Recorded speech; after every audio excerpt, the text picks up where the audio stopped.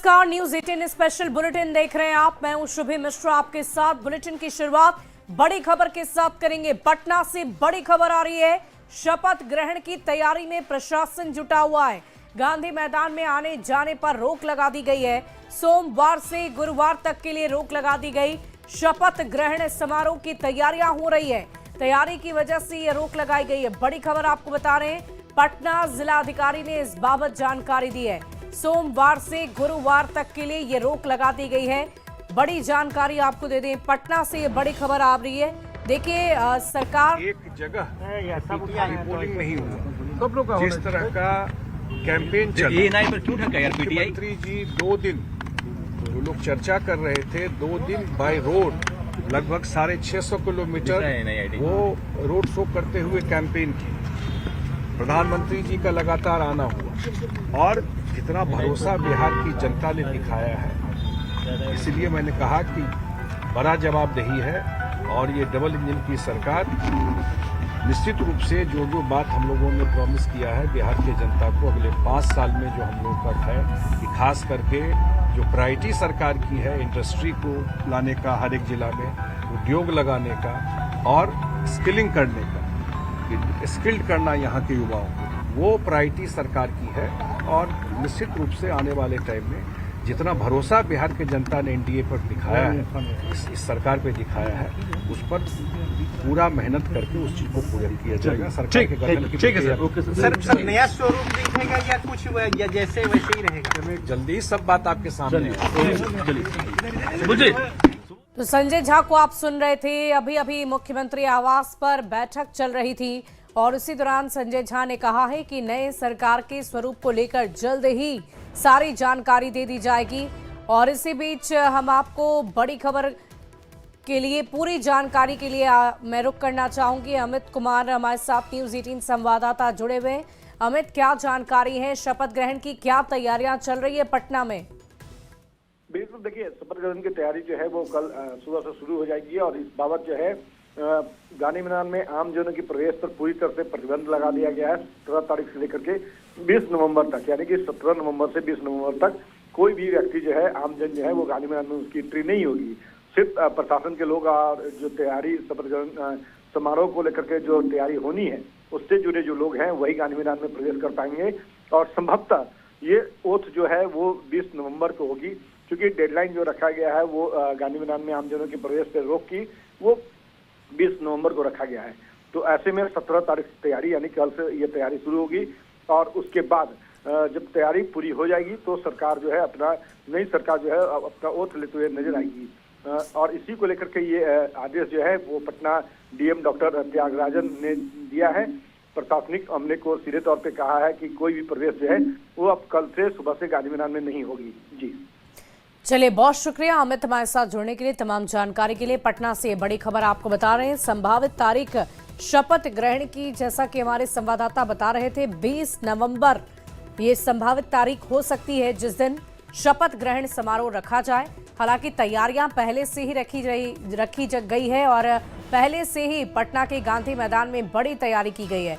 नीतीश आवास में बैठक का दौर लगातार जारी है। सम्राट चौधरी, ललन सिंह, संजय झा भी वहां पर मौजूद थे, जिसकी तस्वीरें भी हमने आपको दिखाई। सीएम नीतीश कुमार के साथ बैठक, नई सरकार के स्वरूप पर मंथन।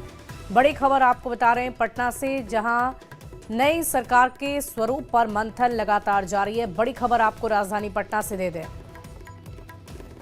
और देखिए, इलेक्शन कमीशन के अधिकारियों ने नवनिर्वाचित सदस्यों की सूची राज्यपाल को सौंप दी है और इसी के साथ बिहार में अब आदर्श आचार संहिता खत्म हो गया है। सरकार गठन की कार्रवाई शुरू होगी।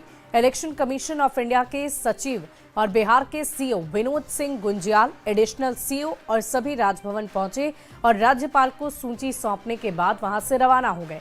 आपको बता दें कि विधानसभा चुनाव को लेकर बिहार में 9 अक्टूबर से आदर्श आचार संहिता लागू हुआ था। ईसीआई की सूची सौंपने के बाद राजभवन का जायजा लिया है न्यूज 18 संवाददाता रजनीश कुमार ने। इलेक्शन कमीशन ऑफ इंडिया की टीम राजभवन पहुंची है और राजभवन में राज्यपाल से मुलाकात करने के बाद, सभी नवनिर्वाचित सदस्यों की सूची सौंपने के बाद अब जो अधिकारी हैं बाहर निकल रहे हैं। देख सकते हैं कि इलेक्शन कमीशन ऑफ इंडिया के सचिव जो हैं और इसके साथ साथ जो बिहार के मुख्य निर्वाचन पदाधिकारी हैं अपर मुख्य निर्वाचन पदाधिकारी हैं। सभी लोग अभी देखिए किस प्रकार से अभी सूची सौंपकर अभी बाहर निकले हैं। कोशिश करते हैं बातचीत करें। माननीय राज्यपाल महोदय को हम लोगों ने सूची सौंप दी है और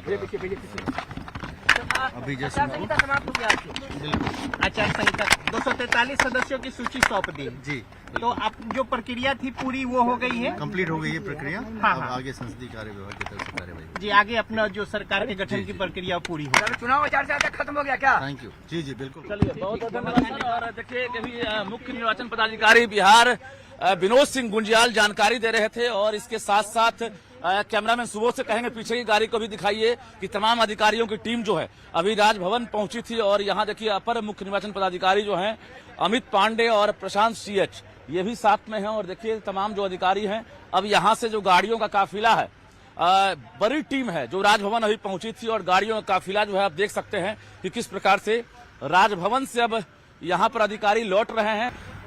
देखिए सूची सौंपी जा चुकी है ऑनरेबल गवर्नर को और आचार संहिता उसके बाद एक चैलेंज था आप लोगों के लिए भी।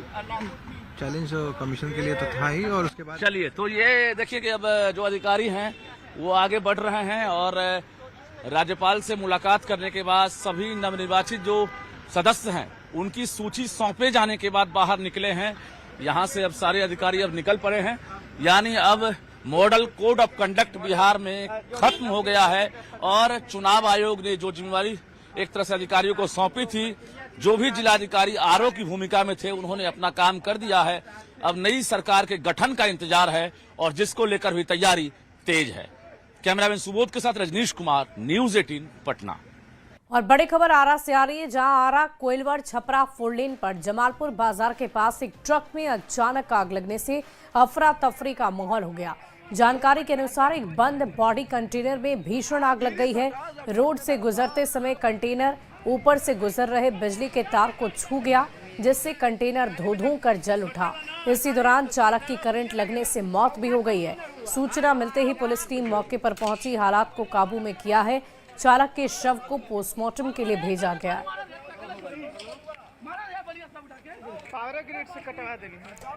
और बड़ी खबर बेगूसराय से आ रही है जहां जमीन विवाद को लेकर दो पक्षों के बीच भीषण झड़प हो गई है। मामला शामहो थाना क्षेत्र का है जहां कोर्ट की अवहेलना करते हुए एक समुदाय ने जमीन पर कब्जा करने की कोशिश की। स्थानीय लोगों ने इसका विरोध किया जिसके बाद हालात इतने बिगड़ गए कि दोनों पक्षों के बीच ईंट पत्थर चलने लगे। पुलिस मौके पर पहुंची जिसके बाद पुलिस पर भी ईंट पत्थर चले। हालात बेकाबू होते देख पुलिसकर्मी अपनी जान बचाकर भागने पर विवश हो गए। पथराव की तस्वीरें भी सामने आई जिनमें साफ देखा जा सकता है कि भीड़ पुलिस को खदेड़ रही है। पुलिसकर्मी जान बचाते हुए पीछे हट रहे हैं। फिलहाल इलाके में तनावपूर्ण स्थिति बनी हुई है। हालात को नियंत्रित करने की कोशिश में पुलिस जुटी हुई है।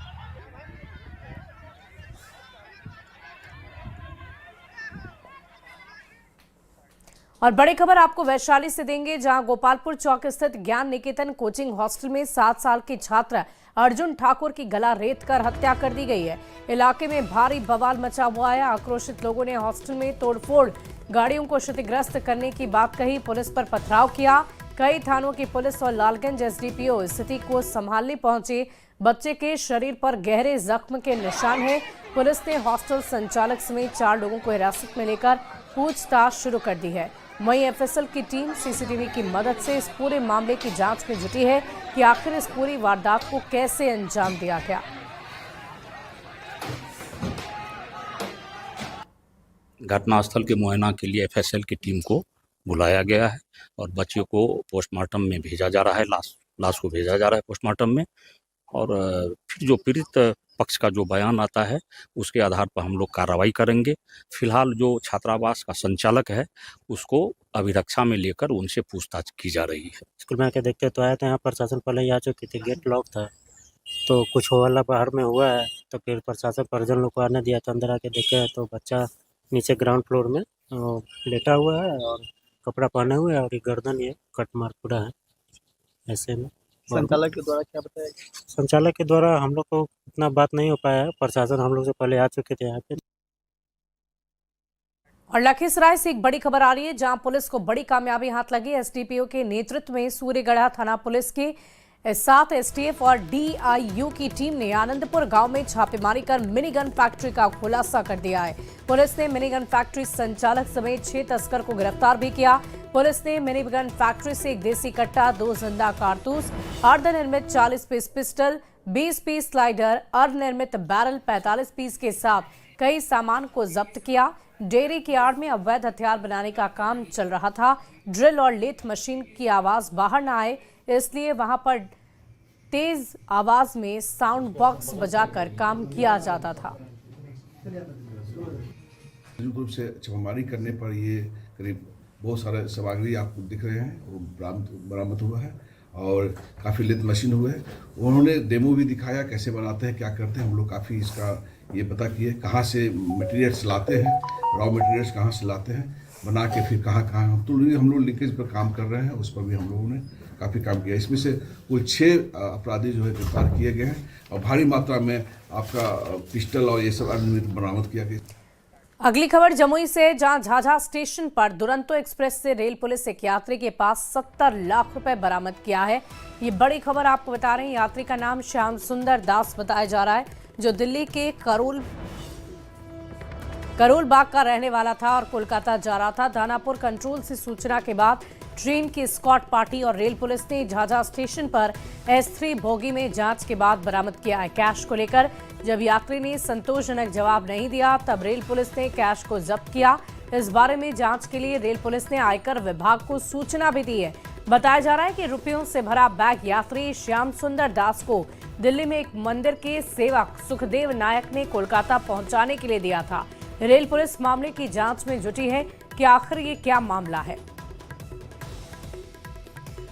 बढ़ते आगे, विधानसभा चुनाव में शानदार प्रदर्शन के बाद एलजेपीआरवी के सुप्रीमो चिराग पासवान अपनी मां के साथ पटना साहिब गुरुद्वारा पहुंचे, जहां उन्होंने दरबार साहिब में मत्था टेका और वहां पर प्रसाद भी खाया।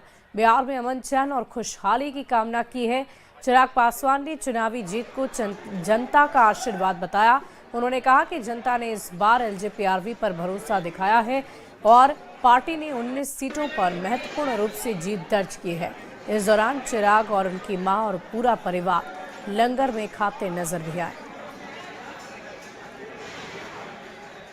गुरु महाराज ने हमेशा मुझे, मेरे परिवार को वो शक्ति दी है, वो आशीर्वाद दिया है कि हर सुख दुख की घड़ी में परिवार ने अपने आप को संयमित रखते हुए आगे लेकर चलने का काम किया।